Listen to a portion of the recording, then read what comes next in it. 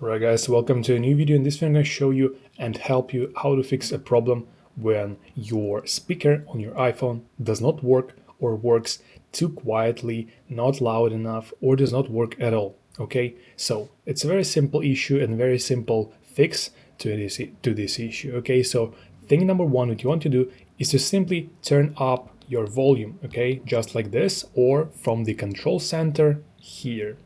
Okay, once done, make sure that your silent mode is turned off.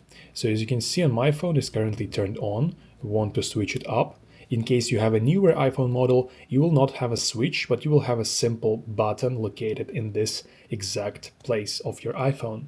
Okay, now once you did this, what you want to do is to reset your iPhone. So for that, you need to turn the volume up button, then volume down, and then hold the power button. This is done like this: volume up, volume down, and holding the power button. Then you want to slide to power off, let your iPhone turn off, and then turn it on by simply holding the power button for 5 to 10 seconds back. And then check if your speaker works as it should. Okay, if you found this video helpful, please consider liking this video and subscribing to our channel.